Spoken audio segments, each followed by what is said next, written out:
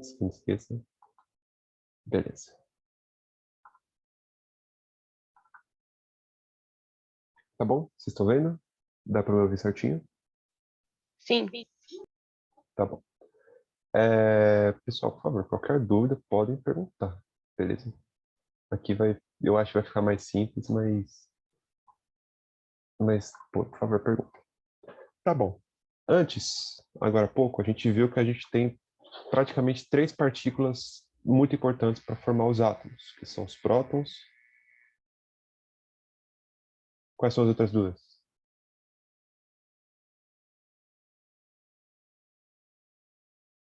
Nêutrons e os...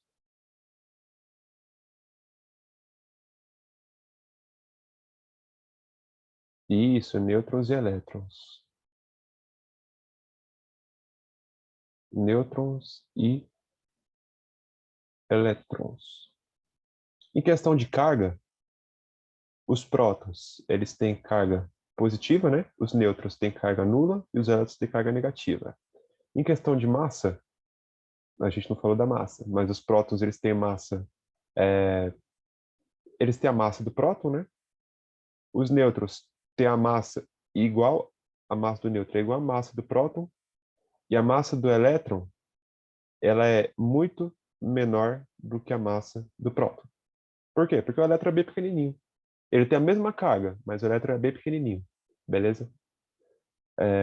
E por aí vai. O que acontece aqui? Se eu não me engano, a massa do próton é uma unidade de massa atômica. Aí depois eu vejo certinho. O que acontece na formação das estrelas? A gente viu aqui, nas nebulosas, que a gente tem grandes, enormes, tamanho de anos-luz. Esses tamanhos aqui da nebulosa. E você tem muitas partículas nessa nuvem aqui. E essas partículas, elas estão bem juntas, bem conglomeradas, né? E você tem grande interação gravitacional. Então, conforme acontece a interação gravitacional, essas partículas, a tendência delas é elas começarem a se juntar e se aproximar. Elas vão se aproximando e vão espiralando, como se fosse um disco, sabe o Saturno? Que tem Saturno e o anel de Saturno? Aqui, né? Mais ou menos isso. Então, elas vão espiralando e conforme elas vão espiralando, elas vão girando e vão fazendo uma bola no meio e as partículas em volta elas vão fazendo, vão rodando. Algumas partículas vão entrando na estrela, né? Que é agora uma estrela em formação. E essa é uma parte desse anel aqui vai acabar se juntando nele mesmo para formar os planetas. Então, a partir daqui se forma um sistema solar. Se forma a estrela no centro do sistema solar e se formam algumas regiões aqui que são planetas por causa da gravidade, né? Ao redor da estrela. No caso do nosso sistema solar, a gente vai falar daqui a pouco dele. Não vou me precipitar. Tá. Prótons, nêutrons e elétrons. O que acontece na formação de uma estrela? As partículas elas estão todas juntas. Beleza? A gente vai ter os elétrons, eles acabam sendo irrelevantes na formação de uma estrela. Só que o importante são os prótons e os nêutrons. Beleza? Quando a gente tem um próton e ele chega pertinho de um próton, desconsiderando o elétron, um próton com um próton são dois núcleos de átomo de hidrogênio se colidindo. A tendência deles é eles se repelirem, porque não tem nêutrons. Só que o que acontece é que se você colocar um nêutron na equação, ele vai formar um isótopo do hidrogênio. Depois o pessoal de química vai falar mais de isótopos. E o isótopo de hidrogênio significa que um átomo de hidrogênio normal, ele tem um próton e você tem um elétron orbitando ele. Esse isótopo aqui, ele vai ter um próton e um nêutron, né? E ele vai ser orbitado aqui. Aqui é um próton e aqui é um nêutron. Aqui esse próton aqui é o come-bola. Esse daqui não entra na equação, não. É só um próton e somar ele com um nêutron. Beleza? É a outra que tem dois prótons e um nêutron. Então aqui ele vai formar um isótopo. Aqui você tem um próton e um elétron, né? Aqui um próton, um nêutron e um elétron. Isso pode acontecer? Pode. Isso não é comum acontecer, por isso ele chamou isótopos. Isótopos são átomos que não acontecem sempre, eles acontecem só de vez em quando, e eles são variantes do átomo original. E pode acontecer de você ter um próton, um nêutron e somar mais um próton. Chega outro próton e bate.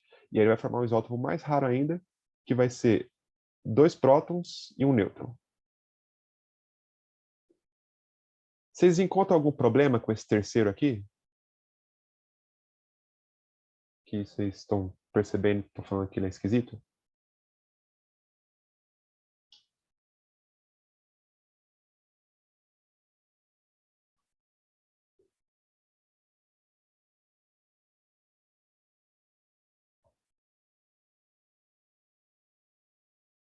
Eles formam esses isótopos aqui. O hidrogênio, o primeiro deu o isótopo dele, que é um próton e um nêutron, é o deutério, e o segundo isótopo dele, que é 2 prótons, um nêutron, que é o trítio, né?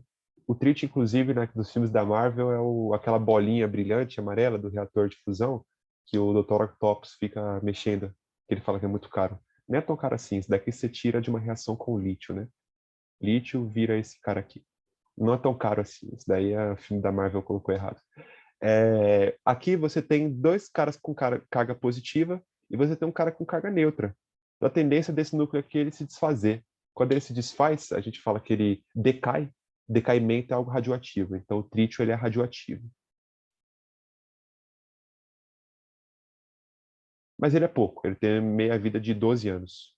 Um urânio tem meia-vida de 200 mil anos. Então, ele é pouco radioativo. Tá. O que vai acontecer numa estrela? Numa estrela, tu vai pegar e, devido à gravidade, vocês estão com alguma dúvida aqui? Estou falando muito rápido? Não, pode continuar, Bruno. Tá. Numa estrela, devido à gravidade, a gravidade vai fazer que esses átomos aqui, o hidrogênio, ele não vai entrar na reação de fusão nuclear, mas o deutério e o trítio vão. Então, ele vai aproximar muito perto o deutério e o trítio, por causa da gravidade dele, e quando eles se aproximam, eles acabam se fundindo. Então, aqui, você vai ter um próton e um nêutron, né? E ele vai estar somando com 2 prótons e um nêutron. Isso daqui vai juntar, vai ficar um próton e um nêutron, junto com um nêutron e um próton. Isso daqui é o núcleo do átomo de hélio, que a gente viu antes, né? Essa é uma partícula alfa.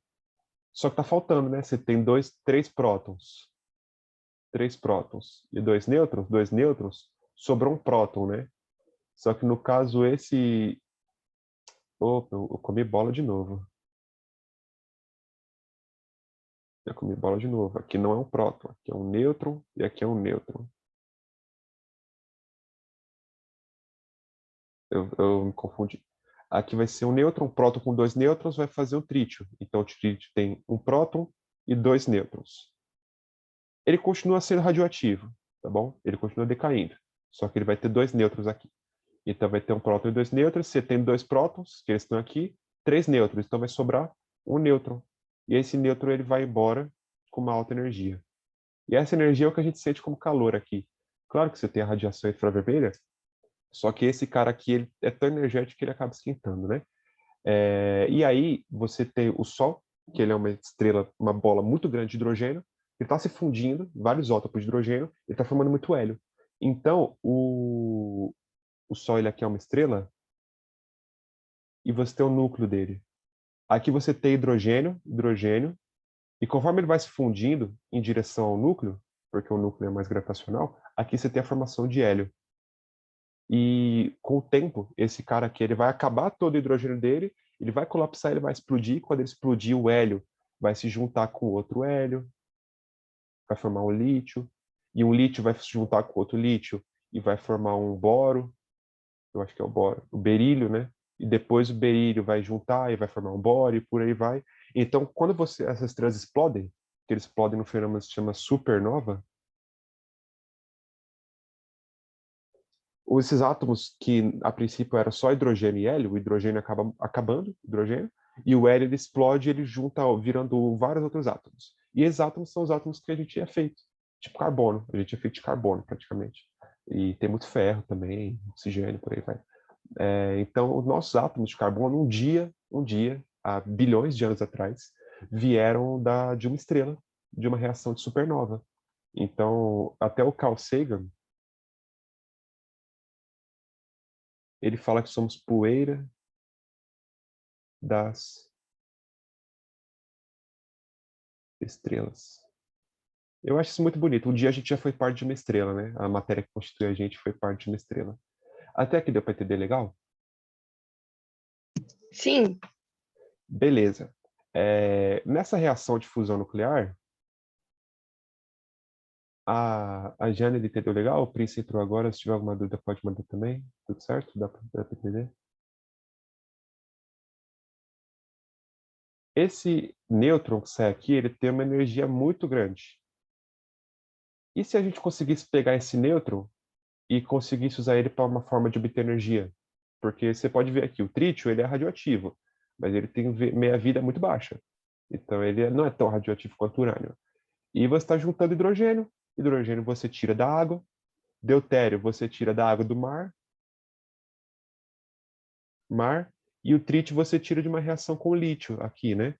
Então, poxa, é um negócio que é muito simples. Eu consigo fazer uma estrela na Terra para conseguir essa reação de fusão nuclear e usar esse nêutron aqui para gerar energia? Será que eu consigo fazer isso? O que vocês acham? Bom, se seguir as regras, eu acho que você consegue. Consegue. Nas estrelas, ele funciona muito fácil, porque existe um fenômeno, ele é mais difícil, que quando você está juntando, aqui, ó, você está juntando um próton, né, e um nêutron, junto com o próton, o nêutron e o nêutron. Esses caras aqui, eles não tendem a se juntar, porque eles acabam se repelindo. Eles têm aqui a, a distância, né? R, e aqui a probabilidade deles se juntar. Conforme você diminui a distância, na verdade a probabilidade é aqui a distância. Conforme você diminui a distância desse cara, a probabilidade dele se juntar já era baixa, ele continua baixa. Só que chega um momento que ele tem um pico aqui. Isso daqui acho que ficou confuso, né? Mas esse pico, ele só acontece por um fenômeno quântico, que chama tunelamento. Então, quer dizer, você junta os núcleos, eles não querem se juntar, não querem se juntar, você aperta eles mais um pouco. Vai chegar uma hora que eles se juntam e acabou. Isso daqui é um fenômeno quântico. Não se juntam todos, mas tem uma probabilidade deles se juntar.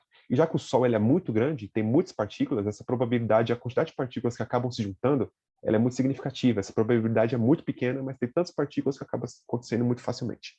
Só acontece por causa da gravidade do Sol. Na Terra a gente não tem uma gravidade que nem o Sol, senão a gente está ferrado. O que acontece na Terra é que a gente tem que fazer uma máquina. Falei de fusão nuclear já. A gente tem que fazer uma máquina. Essa máquina, inclusive, ela fica na USP, no Instituto de Física da USP. Eu estudo lá, inclusive, eu estudo nessa máquina. Ela é um reator de fusão nuclear que chama tokamak. E aqui é uma seção transversal, né? Uma vista em corte dela. O plasma que vai rodar nessa máquina, o plasma é um misturadão de átomos de hidrogênio, deutério e trítio, nesse caso é só hidrogênio aqui na USP. Ele vai se juntar formando hélio. E quando ele solta o hélio, ele vai soltar um nêutron. Esse nêutron ele vai bater aqui nessa serpentina, que entra água fria. Já que ele tem alta energia, ele vai aquecer a água e vai sair, vai girar uma turbininha e vai gerar energia elétrica muito, muito facilmente. Aqui você pode ver o trítio e o deutério, né? Ele vai juntar. Deutério e trítio, a tendência é ele acontecer mais facilmente, porque acontece no Sol. Mas você pode usar simplesmente hidrogênio. Hidrogênio também funciona, só que você tem mais perda no reator, né? Enfim, onde é que eu estava? Você tem a probabilidade, né? Aqui, já que você não consegue fazer... Isso daqui é muito quente, tá? A temperatura do Sol é por volta de 20 milhões de graus Celsius. A temperatura dessa máquina, ali no Butantã, é de 100 milhões de graus Celsius. Então a temperatura dessa máquina é muito maior. Por quê? Porque a gravidade da Terra é bem menor que a gravidade do Sol. Então a temperatura da máquina na Terra tem que ser muito maior que a temperatura do Sol. E como é que você consegue essa temperatura? Você consegue fazendo confinamento magnético nela e passando uma corrente elétrica muito grande, da ordem de 100 kA. A corrente do seu chuveiro é 20 amperes. Então é muita corrente elétrica. E ele aquece bem legalzinho. Aqui ficou alguma dúvida? Ficou um pouquinho, né? Ficou corrida? Não, Beleza. Qualquer dúvida vocês podem perguntar, tá? Tô vendo a hora aqui. E esse cara aqui, você pode ver, ele vai usar trite deutério que ele usa água. Isso daqui é água. Então você consegue obter energia limpa através de água. Você pega a água do mar, que a gente tem sobra, coloca numa máquina dessa, passa uma corrente elétrica. Um dia essa máquina vai gerar mais energia do que ela consome. E ela vai gerar energia mandando bala aí, só gastando água. E o produto dessa reação, ele não é radioativo. O produto do urânio, ele é o rádio. Se eu não me engano, é o rádio. É o rádio ou o polônio, né? É um dos dois. E esse cara aqui, ele é muito radioativo. Ele é um problema muito grande. O produto dessa máquina aqui é o hélio. O hélio faz balão de criança. Você toma o hélio e você fala fino. Só isso. Você vai fazer uma máquina que vai gerar energia limpa o resto da sua vida e vai soltar balão de criança ilimitado aí. Maravilhosa, né? Talvez um dia no futuro essa máquina aí supra a crise energética. Funciona bem legal. Inclusive, essa máquina aqui, eu gosto muito dos filmes da Marvel, que tudo filme da Marvel fala de ciência. Essa máquina aqui é o reator Arc do Homem de Ferro, né?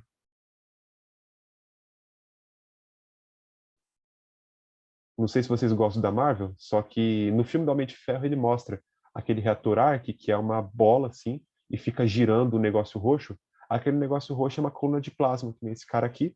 E o reator Arc é um tokamak, que é um reator de fusão nuclear. Ele acaba modificando e melhorando ele, porque o Tony Stark ele é um gênio, né? Mas não existe um Tony Stark na Terra, então a gente não consegue fazer a máquina funcionar por enquanto, né? Mas daqui a uns 20 anos talvez funcione, né? Beleza. Falei de gravidade. Mas o que é a gravidade? Alguém consegue definir o que é gravidade?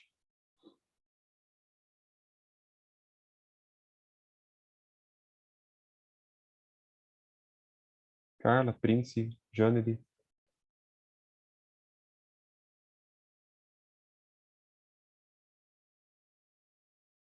Mais cedo, a gente falou que a gravidade, segundo Einstein, né, é uma distorção no tecido espaço-tempo. Aqui é um tecido espaço-tempo, você pode ver aqui que ele tem os quadradinhos aqui, né? E ele é um tecido. É claro que ele não é plano, ele é tridimensional, é como se fosse um quadrado, né? Vários quadrados, vários cubos.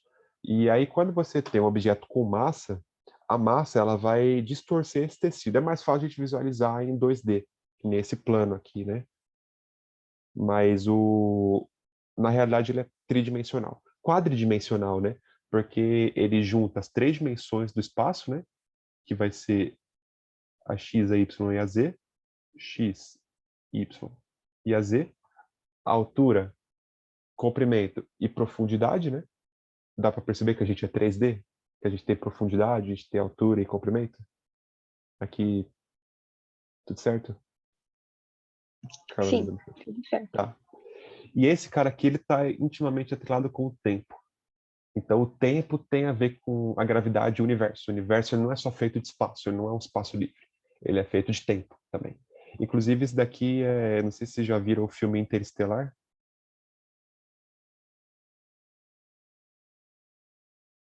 Se não viram, esse filme é perfeito. Vocês têm que ver esse filme.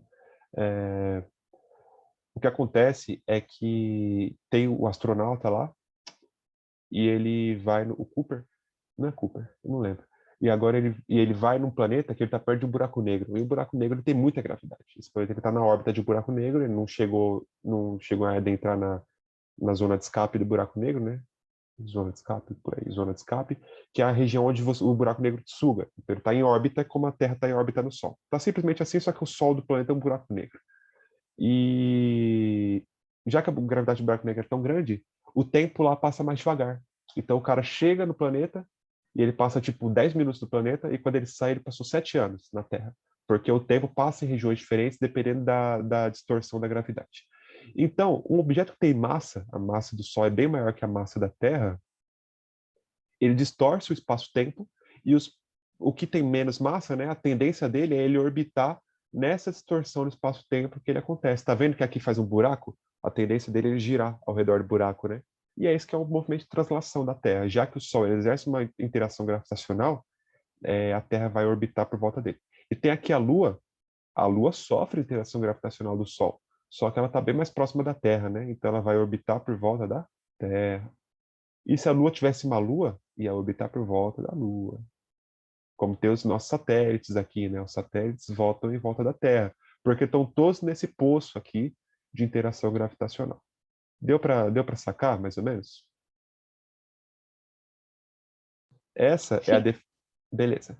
Essa é a definição relativística de gravidade, segundo Einstein. O que a gente vai usar na prova? A gente vai usar G é igual a 10. 10 o quê? Metros por segundo ao quadrado. Ai, meu Deus, mas o que tem a ver isso com distorção de espaço-tempo? Tem a ver que, segundo Newton, vocês lembram do Isaac Newton? O cabeludinho lá, a maçã caiu na cabeça. É engraçado, a maçã caiu na cabeça do Sim. cara e ele inventou o mundo moderno, né? Ele falou que a força com que o Sol interage com a Terra, então a força gravitacional, ela é igual o produto da massa do Sol, m grande, né?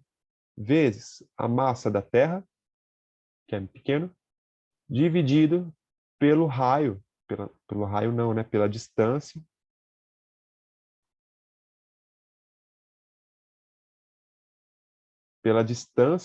entre o Sol e a Terra, essa distância aqui, ao quadrado. Só que essa conta não fechava, então ele colocou uma constante gravitacional no meio. Não é a mesma constante gravitacional de Einstein, tá? Essa é outra constante. 6,67 vezes 10 a menos 11. E isso daqui, isso é muito legal, porque quando você tem você aqui em cima da Terra, você aqui em cima da Terra, você tem uma massa m, e a massa da Terra agora que vai ser a massa grande.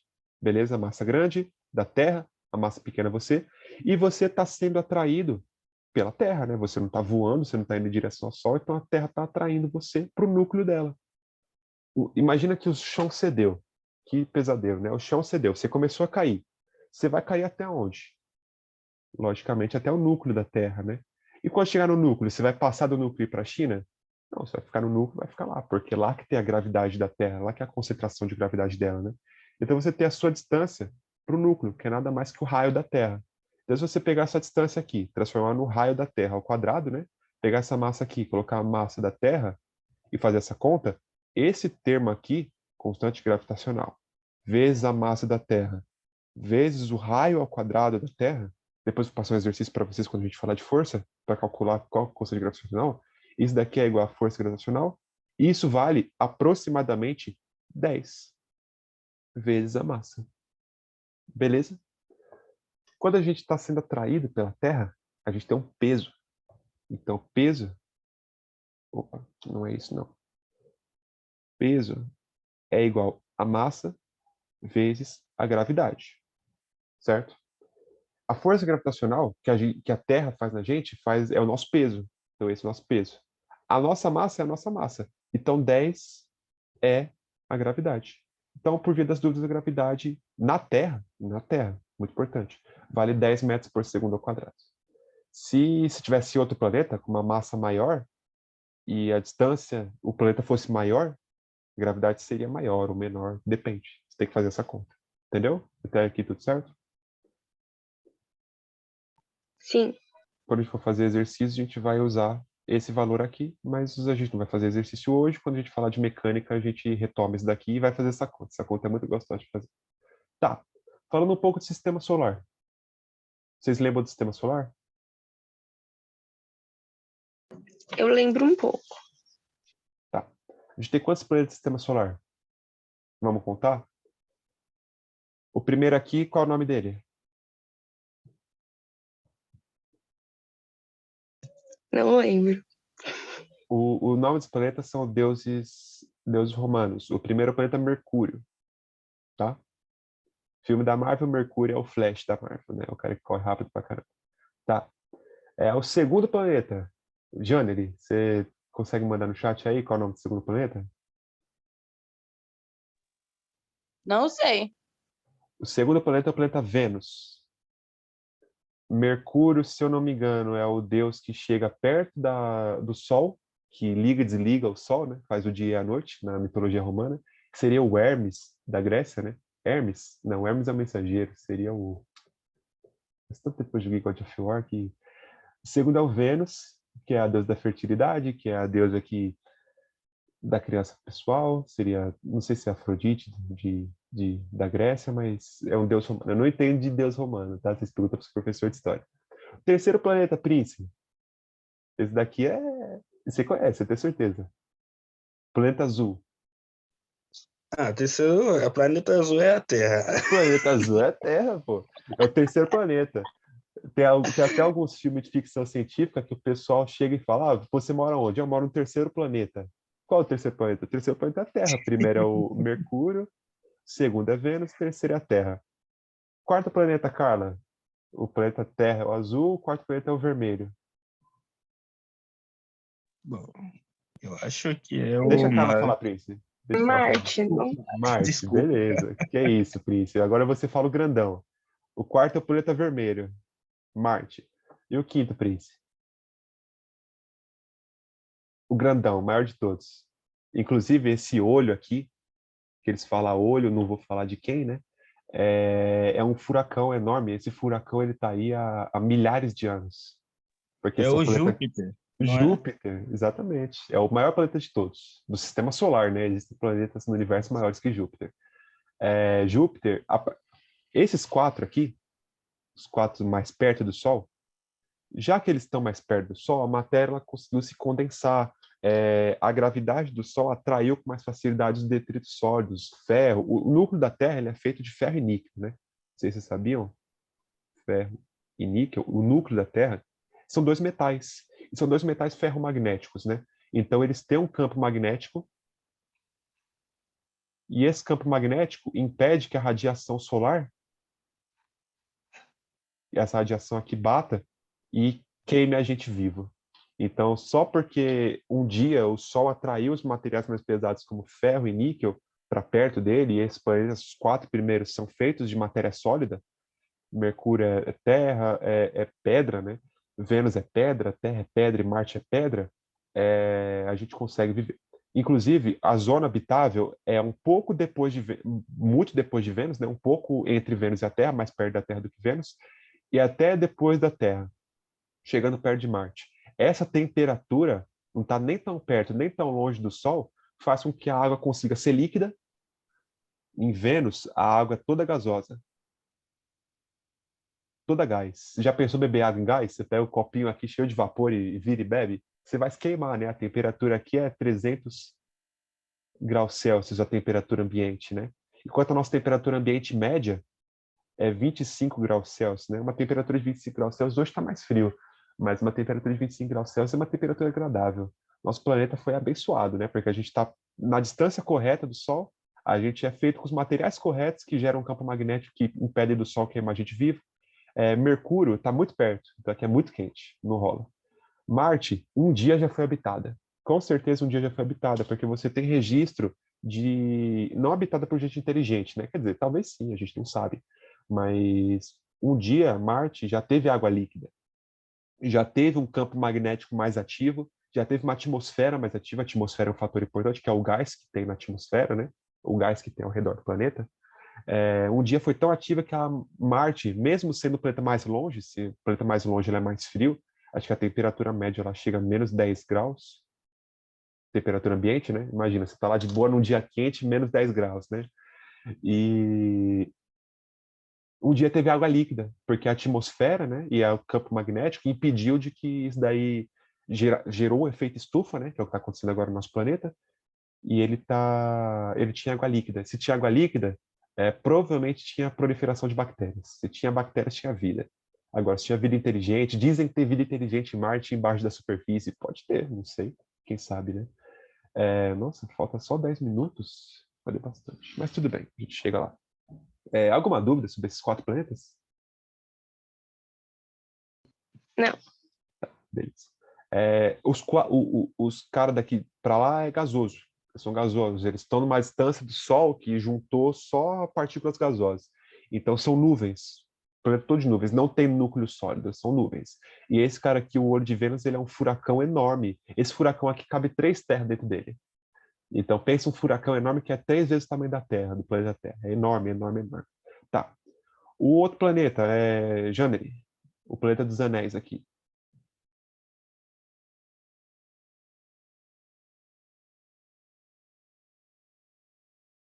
É o planeta Saturno. Depois de Saturno vem Urano, depois de Urano vem Netuno. E qual é o último planeta?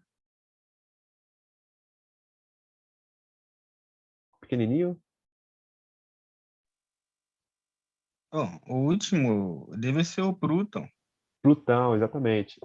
Só que, não, segundo esse cara aí, o Neil deGrasse Tyson, ele classificou o Plutão como um planetóide. Plutão não é mais um planeta, ele é só um planetóide, um bichinho tão pequeno que não virou mais planeta, né? Isso tem muita gente que discordou, porque Plutão sempre foi um planeta, né? Mas não é mais. E nesse planeta Vênus, eles acharam gás fosfina, que é evidência de vida extraterrestre, né? Não vida inteligente, mas aqui, ó, teve esse artigo, foi publicado no ano passado, o gás fosfina nas nuvens de Vênus, né? Fosfina é um indicante biológico, então podem ter reações químicas que só são feitas por processos biológicos que produzem fosfina. Então, encontrar fosfina em Vênus é um indicante de ou você tem uma reação química que você não conhece para gerar fosfina, que é interessante também, ou você tem vida em Vênus, vida bacteriológica, microbiana. Isso é interessante também. Correndo um pouco, porque a gente tem 8 minutos, a Terra não é plana. Um dos três aqui acredita que a Terra é plana? Acho que não, né? Não. Tá ótimo, a Terra não é plana. Vamos colocar a Terra aqui, vamos colocar você em cima da Terra. Quando você está olhando, você vê o quê? Você vê o horizonte, né? O que que significa? O seu campo de visão vai chegar uma hora que o raio aqui do ponto mais distante que você consegue ver, que é o horizonte, é o ponto mais distante que você consegue ver. Aqui em São Paulo, tu olha, tem as montanhas, você consegue ver o Pico do Jaraguá, você consegue ver a Serra do Mar, que é as montanhas ali, né? A Ana vai me matar se eu falar que são montanhas, né? Mas são, a Ana professora de geografia, né? Mas são morros. Você vê eles no horizonte, né? Então a luz deles está chegando aqui no seu olho, né? Na verdade, se você está em pé, você não vai ver bem eles, né? Mas se você subir num prédio, opa, subiu, você vai ver o quê? Vai ver um pouco mais longe, ó. Tá vendo que você teve uma diferença no campo de visão? Então você está em pé, você viu um pouquinho, né? O horizonte. Se você subiu num prédio, subiu no Banespa, às vezes você está na sua casa, você mora num prédio de 3 andares. Está na sua casa lá, você vê tipo o bairro, entendeu? Subiu no Banespa, você vai ver a cidade toda. É óbvio, porque você está vendo de mais alto, você está vendo mais longe. Isso daqui é um indicativo de que a Terra tem uma curvatura. Tem uma história de um filósofo grego, Eras- Erastótenes, Diógenes, não sei. Aí perguntou de filosofia para mim, eu não sei. Mas ele calculou a curvatura da Terra vendo a sombra de um obelisco. Depois eu vou soltar o vídeo no grupo. É muito legal mesmo. E tá. Então a Terra não é plana. Se os três acreditam que a Terra não é plana, tudo bem, não temos um problema aqui, tá tudo ótimo. E o Sol é muito grande em comparação com a Terra. É bom falar que a Terra orbita o Sol, ela é inclinada no ângulo de 23,5 graus. A Terra não gira em pé, ela gira meio inclinadinha. E já que ela gira inclinada, a gente tem as estações do ano. Quando a Terra está girando aqui, ela gira numa órbita que a gente fala que ela é elíptica. Ela não é redonda, ela é um negócio que parece um ovo, tem formato de ovo. É um ovo. Uma elipse é um negócio que tem 2 focos. Aqui você tem um raio e aqui você tem outro raio. Isso daqui deve se falar em geometria, se for o caso eu explico melhor depois. O que acontece é que esses focos, o Sol ele tem que estar em um dos focos. Na órbita da Terra, inclusive o Nicolau Copérnico, ele achou que as órbitas eram redondas, porque os focos eles estão tão perto um do outro que a diferença é muito pouca de uma esfera para uma elipse. Então os focos eles estão meio que sobrepostos. Só mais uns 200 anos depois que Johann Kepler definiu que a órbita da Terra é bem pouco elíptica, mas ela é elíptica, como de todos os planetas. E essa é a primeira lei de Kepler. As órbitas dos planetas são elípticas. Elas não giram em redondo, elas giram em formato de ovo. É um ovo tão achatadinho que parece um círculo, mas é um ovo. E isso daqui indica as estações. A gente tem aqui o periélio, né? Ai, meu Deus, periélio, o que que é? É o ponto que está mais perto do Sol, tá? O ponto da órbita está mais perto do Sol. Porque se o Sol está aqui, vai ter um ponto que está mais perto do Sol e vai ter um ponto que está mais longe do Sol. Vocês conseguem visualizar isso daqui? E a gente tem aqui o afélio, que é o ponto que está mais longe do Sol. O afélio, o A de afastado, e o P de perto. O periélio está perto, é o ponto mais perto. A de afastado é o afélio, né? Quando ele está mais perto do Sol, o hemisfério sul fica, já que ele está inclinado, né, no ângulo de 23,8 graus, sei lá, o hemisfério sul ele está mais perto do Sol. Então aqui está recebendo mais radiação, então aqui fica mais quente. Então aqui é verão. E o lado que está mais oposto é inverno. No outro lado, o hemisfério norte está virado em direção ao Sol. Então o hemisfério norte está recebendo mais radiação, enquanto o hemisfério sul ele está mais virado para longe. Então o hemisfério norte é verão e o hemisfério sul é inverno. Lembra essa história de hemisfério, né? Hemisférios, você pegar o globo e cortar na metade, para baixo é sul e para cima é norte, né? E quando você tem no meio, você tem outono e primavera e outono. São sempre opostos, né? Verão no norte, inverno no sul, verão no sul, inverno no norte. Por aí vai. Segundo a lei de Kepler, fala que as áreas percorridas em períodos iguais de tempo são iguais. Ai, meu Deus do céu, o que é isso? A órbita ela é elíptica. Então, se o planeta está aqui, em um mês ele andou essa distância pequenininha. Andou, sei lá, vamos chutar que ele é X. Em um mês, o mesmo período de tempo, o planeta mais longe do Sol, mais perto do periélio, né, do afélio, ele andou um pouco menos. Um pouco menos. Só que ele está mais longe. Então, se você fizer esse triângulo aqui e medir a área dele, a área dos dois triângulos são iguais, segundo Kepler. O cara fez isso, funciona muito bem. Por quê? Porque quando ele está mais perto do Sol, a interação gravitacional é maior. Lembra que quanto mais perto, mais interação gravitacional, o poço fica mais fundo. Então, quanto mais perto, a velocidade de rotação da Terra aumenta. E quanto mais longe, a velocidade de rotação da Terra diminui. Então, ele está mais longe aqui, então já que ele está mais longe, esses comprimentos vão ser maiores, né? Então a tendência é que fosse maior, mas essa distância aqui ela é menor, porque ele percorre menos, porque a velocidade dele é menor. Enquanto aqui, essa distância que ela é menor, só que essa distância aqui vai ser maior, porque ele percorre mais rápido. É inclusive por isso que eles falam que quando a Terra está no afélio, né, é a noite mais longa do ano, que é o solstício de inverno. É a noite mais longa do ano com 5 minutos a mais, mas é a noite mais longa do ano, né? E a terceira lei de Kepler fala que os quadrados período de revolução de dois planetas estão entre si como quadrados da distância entre o Sol. Ai, meu Deus do céu, isso daqui fala que se você pegar os períodos de revolução dos planetas, o tempo que eles vão demorar para fazer o movimento de translação, lembrando, né? O movimento de rotação é a que a Terra gira em torno do próprio eixo. Você tem a Terra está girando em torno do próprio eixo. O movimento de translação é que a Terra gira em torno do Sol. Isso daqui tudo bem? Vocês sacaram isso? Sim. Beleza. Então, quadrados período de rotação de dois planetas estão assim como o raio das o cubo, né? Eu falei quadrado, mas é o cubo do raio das órbitas entre o Sol e entre eles. Então, se você tem a Terra aqui, o período de rotação aqui, que no caso é um ano, né? 365 dias, e você tem Marte, que o período de rotação dela é maior, período de translação dela é maior, perdão. O período de rotação é um dia, o período de translação é um ano, né? Só que a distância dela é maior, então ele se equivale, né? E por aí vai. Gente, enfim, cá estamos, terminamos a aula. Eu vou mandar para vocês o vídeo do Carl Sagan. Falta menos de um minuto para acabar, então o Zoom vai cortar a gente de qualquer jeito. Por favor, qualquer dúvida, vocês têm meu zap lá, eu vou mandar o vídeo, podem mandar mensagem. E se ficou alguma dúvida, podem mandar mensagem também que eu retorno vocês. O vídeo vai ficar no YouTube, então qualquer coisa eu estou à disposição. Tá bom, pessoal? Tá bom. Obrigado pela. Obrigado. Obrigado pela presença, pessoal. Um Tchau. abraço. Tchau, tchau. Bons estudos. Tchau, obrigado.